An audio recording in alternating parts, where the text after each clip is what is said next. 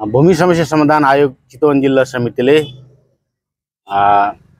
वडाको सिफारिस, नगरपालिकाको सिफारिस लगायतको आधारमा राप्ती नगरपालिका वडा नम्बर 6 मा रहनुभएका सुकुम्बासीहरूलाई लाल पूर्जा दिलाउनको निम्ति आज यहाँ भेला भएका छौँ। हाम्रो यहाँ वडा अध्यक्षज्यू, यसै वडाका जननिर्वाचित वडा अध्यक्ष जल्लु चौधरीज्यू, जिल्ला समन्वय समितिका सदस्य गोनु विकज्यू, यसै वडाका वडा सदस्य तथा न्यायिक समितिका सदस्य ममिता कुवारज्यू, वडा सदस्य राजु तामाङज्यू लगायत यहाँका भद्र बलात्मी सबैजनाको उपस्थितिमा सेवाग्राही आज 6 नम्बर वडाको 9 जना सुकुम्बासीहरूले जग्गाधनी प्रमाणपत्र प्राप्त गर्दै हुनुहुन्छ। अब क्रमशः यो सरकारले यो आयोगलाई विघटन गरिएन भने हामी करिब अब 3 महिनाभित्र यहाँका यो 6 नम्बर वडाका धेरै जनतालाई जग्गाधनी प्रमाणपत्र दिलाउने प्रक्रिया अगाडि बढाउँदैछौँ। मलाई लाग्छ अब यो हल्ला चाहिँ अब छिटै नै विघटन हुँदैछ अरे भन्ने कुरा सुनेको छु। तर हामीले एकदम स्पिडमा काम गरेर कतिपय यो जङ्गल एरिया छ त्यहाँ पूर्जा दिनु हुँदैन भनेर चाहिँ विभिन्न किसिमका दबाब हल्लाहरू पनि आइरहेको थियो। तर पनि यो बफर जोन एरिया परे तापनि त्यहाँको जनता बफर जोन स्थापना हुनुभन्दा अगाडिदेखि नै बसोबास गरिरहेको जनता भएको हुनाले त्यहाँ जसरी नै पूर्जा दिनुपर्छ भनेर यहाँका वडा अध्यक्षज्यू लगायत वडा सदस्यज्यूहरूको विशेष पहल र प्रयास र हामी भूमि आयोग जिल्ला समितिको पनि प्रयासमा तयार भएको निर्णय भएको पूर्जाहरू हामी वितरण गर्दैछौँ। यो कार्यक्रममा सहभागिता हुनुभएकोमा सबै वडा अध्यक्षज्यू लगायत सदस्यज्यूहरू र सबैलाई हार्दिक धन्यवाद दिँदै यो जग्गाधनी प्रमाणपत्र म उपलब्ध गराउँदैछौँ।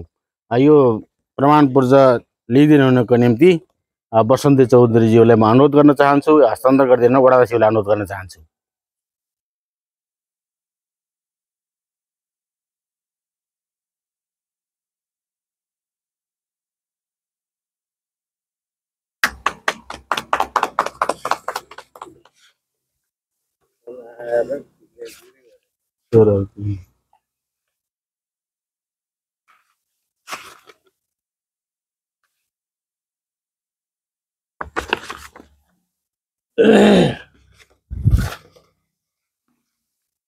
विनोद आउनु भएन विशेष हो भाउजू तपाईँ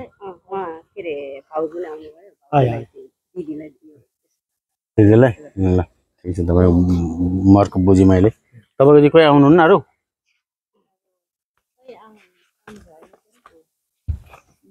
त्यसै गरी भीमबहादुर तामाङज्यूलाई यो जग्गा प्रमाणपत्र हस्तान्तरण गरिदिनु आउनु तपाईँले लाउनुहोस् कुनै लिनुहोस् ल।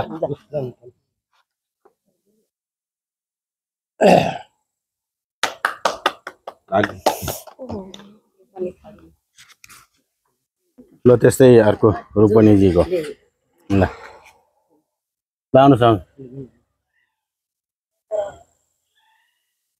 राजी आउनुहोस् ल तपाईँले दिनुहोस् एउटा ल सानैजी तपाईँ दुईजनाले उहाँलाई दिनु यसरी ल बनाउनु।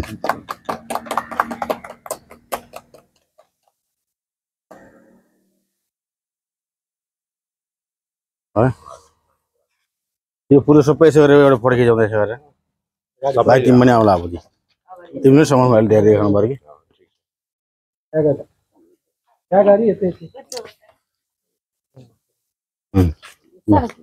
कहिले एकपल्ट यसरी खिच्नु एकपल्ट यसरी खिच्नु न कोही यता फर्काउनुहोस् कोही यता फर्काउनुहोस् ल।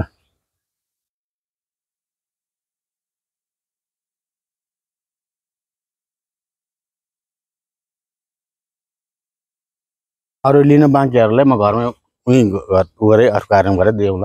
आउनु भएन चाहिँ अरू साथीहरू पनि गरेको थिएँ है। ल धन्यवाद छ यहाँहरू सबैलाई। ल उहाँलाई एउटा एउटा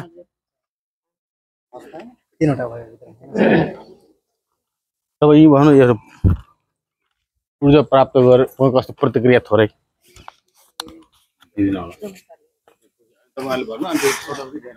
यो राप्ती नगरपालिका वडा नम्बर 6 स्थित यो ठाउँमा हजुरले चाहिँ लाल पूर्जा पाउनु भएको छ, कस्तो लागिरहेछ? धेरै खुसी लागिरहेछ। हाम्रो इमान सिंह सर ज्यूले चाहिँ धेरै प्रयास गर्नुभयो होइन, धेरै दुःख गरिदिनु भएको छ हाम्रो लागि।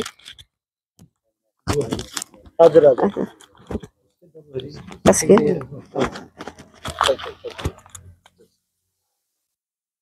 हजुर धेरै धेरै धन्यवाद इमान सिंह सरज्यूलाई होइन, हाम्रोलाई धेरै दुःख गरिदिनु भएको छ उहाँले। हामीले चाहिँ यो पूर्जा नपाएर धेरै हामीलाई कठिनाइ भइराखेको थियो। हाम्रो यो चाहिँ थुप्रै वर्ष भयो नापी भएको, हामीले कति प्रयास गर्दा पनि हामीले यो पूर्जा प्राप्त गर्न पाएका थिएनौँ। आज आएर उहाँले चाहिँ धेरै दुःख सङ्घर्ष गरेर हाम्रो बफरजन एरियामा उहाँले चाहिँ पूर्जा दिलाइदिनु भएकोमा हामीहरू धेरै खुसी छौँ र उहाँलाई पनि धेरै धन्यवाद दिन चाहन्छौँ। धन्यवाद। यहाँ बुवा हुनुहुन्छ, बुवा हजुरले यहाँ लामो समय पछाडिको प्रयास पश्चात यो लाल पूर्जा पाउनु भएको छ, कस्तो लागिरहेछ हजुर? खुसी भयो हजुर, एकदम खुसी हुनुहुन्छ? एकदम खुसी हुनुहुन्छ है। यहाँनिर यही 6 नम्बर वडाका वडा अध्यक्ष जल्लु महतोज्यू हुनुहुन्छ यहाँ। हजुरलाई कस्तो लागिरहेछ? आफ्नो जनताले एक प्रकारको चाहिँ लाल पूर्जा पाउँदाखेरि कस्तो महसुस भएको छ? यो लाल पूर्जा भनेको कुरो त यो माटोको लाल पूर्जा हो।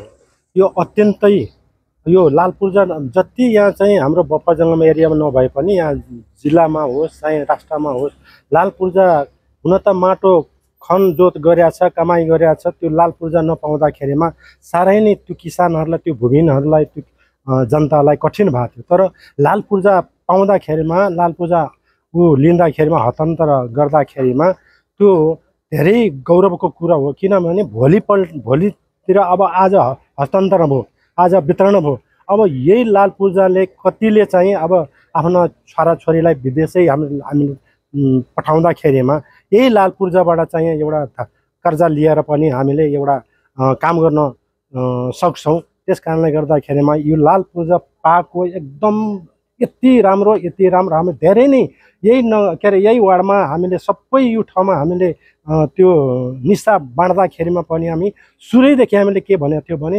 तपाईँहरू आउनुहोस्, निशा लिएर जानुहोस्। पहिलाको पनि अधिकति के छ, 42 साल 45 सालसम्मको तपाईँहरूको नापजाप जग्गा भएको, किता काट भएको, त्यहाँ सबै भएको उल्लेख भएको, त्यो नहराउनु होला। त्यो 1 न 5 दिन हाम्रै पालामा चाहिँ यो पक्कै नै वितरण गर्छौँ भनेर आज चाहिँ साँच्चै नै हाम्रै पालामा छौँ। वितरण गर्न पाउँदाखेरिमा हामी एकदम गौरव लागेको छ। हामी 6 नम्बर वार्डका वडा परिवार, यहाँका जसले जुन व्यक्तिले लाल पूर्जा पाए उनीहरू चाहिँ खुसी छ। त्यो खुसीको बावजुदले गर्दाखेरिमा अत्यन्त अब भोलि उनीहरू चाहिँ एउटा नयाँ जन्म भए जस्तो उनीहरू महसुस गर्दैछ।